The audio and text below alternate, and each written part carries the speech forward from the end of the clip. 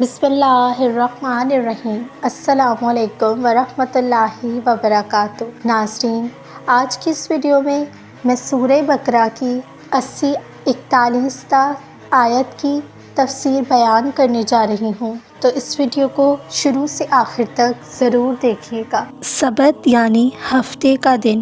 بنی اسرائیل کے لیے یہ قانون مقرر کیا گیا تھا کہ وہ ہفتے کو آرام اور عبادت کے لیے مخصوص رکھیں، لیکن یہودی اس قانون کی خلاف ورزی کرتے ہوئے مچھلی کا شکار ایک خاص جیلے کے ساتھ کرنے لگے، ایک خاص حلیے کے ساتھ کرنے لگے جس سے خدا کے حکم کی خلاف ورزی ہوتی رہی۔ یہودیوں میں ایک خون ہو گیا، اس کا پتہ نہ چلتا تھا۔ حضرت موسیٰ علیہ السلام نے خدا کے حکم سے ان کو ایک گائے ذبح کرنے کو کہا۔ اس پر انہوں نے اپنی حیثیت کے مطابق کسٹجیاں شروع کر دی۔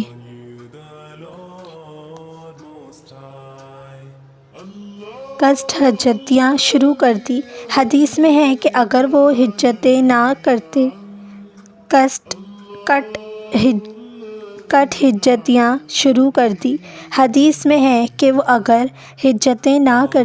تو گائے کے بارے میں اتنی قیدیں ان پر نہ لگائی جاتی۔ آخر کار انہوں نے گائے ذبح کی اور اس کے ایک ٹکڑے سے مرد کی لاش کو ضرب لگانے کے لیے کہا گیا۔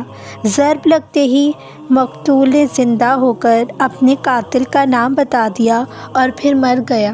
کچھ کا کچھ کر دینے میں لفظوں کا رد و بدل اور معنوں کا ہیر پھیر دونوں باتیں شامل ہیں، یعنی تمہارے پروردگار کے کلام سے تمہارے خلاف استدلال کریں۔ مسلمانوں کو یہ آیت پڑھ کر کانپ اٹھنا چاہیے کہ وہ کم بیش یہی کیفیت ان کی آج قرآن کے ساتھ ہے، یعنی دینوی فائدے، یعنی ہماری امت خدا کے نزدیک نجات یافتہ امت ہے۔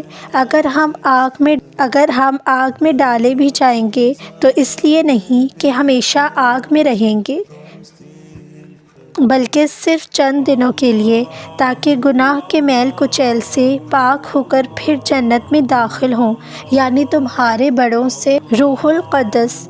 اسلامی اصطلاح میں مشہور مقرب اعلیٰ فرشتہ حضرت جبرائیل علیہ السلام کو کہتے ہیں، یعنی وحی کے ذریعے سے جو جبرائیل علیہ السلام تھے۔ نبی کریم صلی اللہ علیہ وسلم سے پہلے یہودی نے بے چینی کے ساتھ اس نبی کے منتظر تھے جس کی پیشگوئی توریت میں کی گئی تھی، اور مشرکین کے مقابلے میں دعائیں مانگا کرتے تھے کہ جلد ہی وہ نبی آئے گا تاکہ ہم اس کی تائید سے مشرکین پر غالب ہوں، یعنی وحی اور رسالت، یعنی قرآن، یعنی ان کے کوہ طور پر جانے کے بعد۔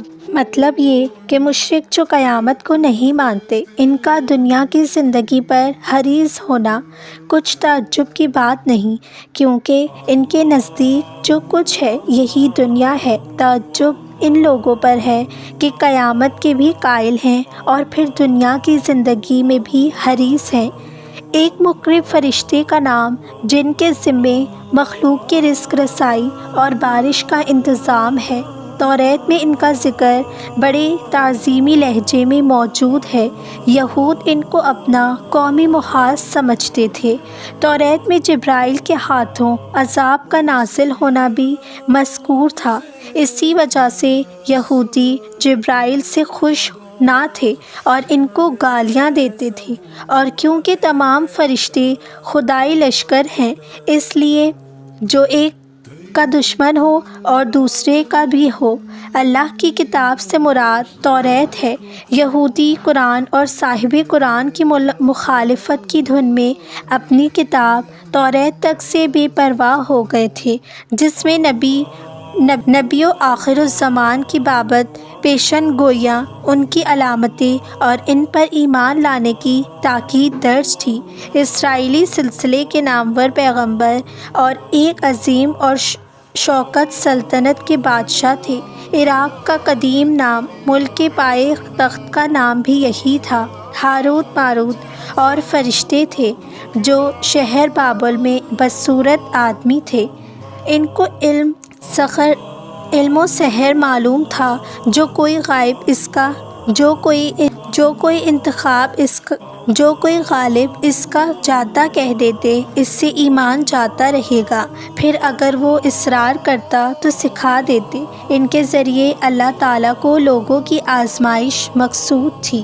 یہودی عصر اشارت رسول اللہ صلی اللہ علیہ وسلم کے حضور میں آ کر رانا سے آپ کو مخالف کرتے، جس کے معنی عبرانی زبان میں برے کے ہیں، اور وہ اس نیت سے کہتے اور عربی میں اس کے معنی ہیں کہ یہودی رعایت کیجیے۔ مسلمان اس شرارت سے بے خبر خود تھے، یہ لفظ بولنے لگتے، اس لیے مسلمانوں کو حکم دیا گیا کہ تم اس لفظ کے استعمال سے پرہیز کرو، اور اس کے بجائے انظرنا کہا، جس کے معنی ہے ہماری طرف توجہ فرمائیے۔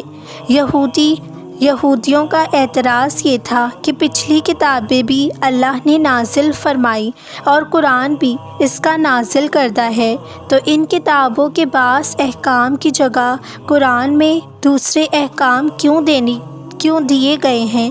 یہاں اسی اعتراض کا جواب دیا گیا ہے۔ یہودی حضرت موسیٰ علیہ السلام سے غزتہ خانہ اور بیہودہ سوالات کیا کرتے تھے۔ اس طرح کے سوالات سے وہ مسلمانوں کے سامنے پیش کرنے اور انہیں حضرت محمد صلی اللہ علیہ وسلم سے پوچھنے پر اکساتے۔ یہاں مسلمانوں کو یہودیوں کی روش اختیار کرنے سے منع کیا گیا۔ حکم سے مراد جہاد و اقتال کی اجازت ہے، یعنی اس کے اجر و ثواب کو پالو گے۔ یہ مراد نہیں کہ بعینِ وہ عمل موجود ملے گا۔ یعنی مشرکین عرب جو کہنے لگے ہیں کہ اہل کتاب میں سے کوئی بھی حق پر نہیں، یعنی سب سے بڑی نشانی تو حضور اکرم صلی اللہ علیہ وسلم کی سیرت اور آپ صلی اللہ علیہ وسلم کا وہ عظیم الشان کارنامہ ہے جو منصف نبوت پر فائز ہونے کے بعد آپ نے انجام دیا تھا۔ الف یعنی آپ صلی اللہ علیہ وسلم کا کام پیغام پہنچا دینا ہے، اور بس آپ صلی اللہ علیہ وسلم سے اس بات پرسش ہوگی کہ یہ جہنم میں جانے والے لوگ جہنم میں کیوں گئے، ایمان کیوں نہیں لائے؟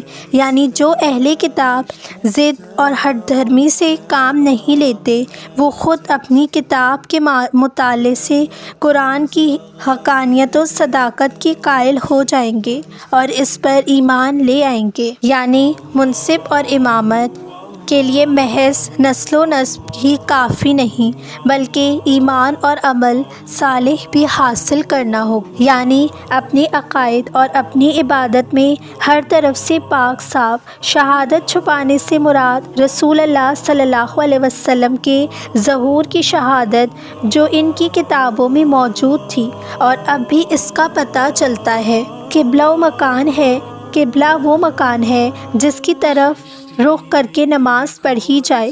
ہجرت کے بعد نبی صلی اللہ علیہ وسلم تقریباً ڈیڑھ برس تک بیت المقدس کی طرف رخ کر کے نماز پڑھتے تھے۔ پھر خانہ کعبہ کی طرف نماز پڑھنے کا حکم ہوا۔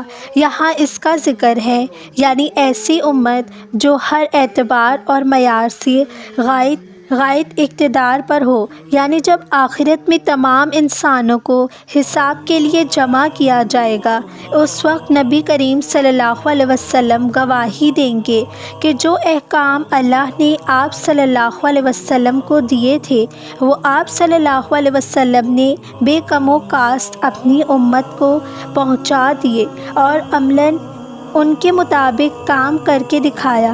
اس کے بعد رسول اللہ صلی اللہ علیہ وسلم کے قائم و مقام ہونے کی حیثیت سے امت محمدیہ کو تمام انسانوں پر گواہی دینی ہوگی کہ رسول اللہ صلی اللہ علیہ وسلم نے جو کچھ انہیں پہنچا دیا اور عملاً کر کے دکھایا، اس کے پہنچانے اور اس پر عمل کر کے دکھانے میں اس سے کوئی کوتاہی نہیں ہوئی ہے۔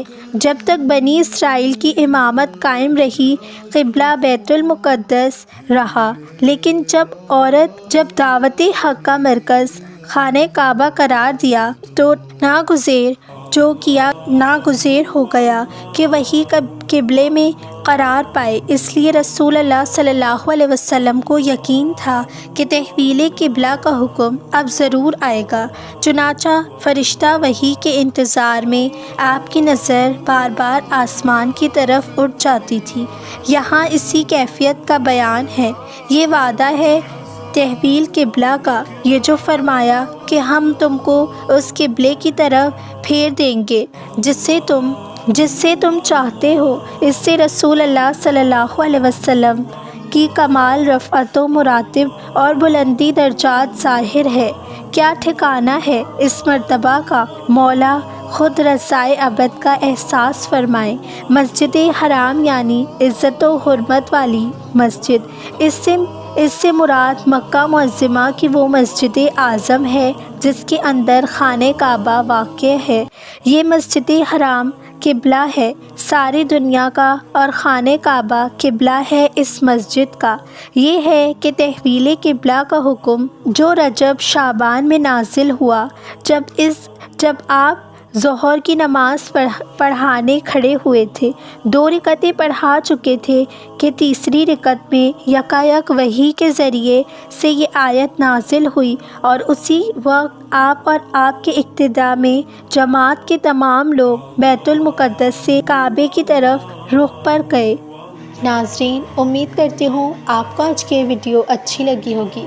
اگر اچھی لگی ہے تو میرے چینل کو ضرور سبسکرائب کیجیے، برابر میں دیے گئے بیل بٹن کو بھی پریس کر لیجیے تاکہ میری ہر نئی آنے والی ویڈیو کا نوٹیفیکیشن آپ تک ضرور پہنچے۔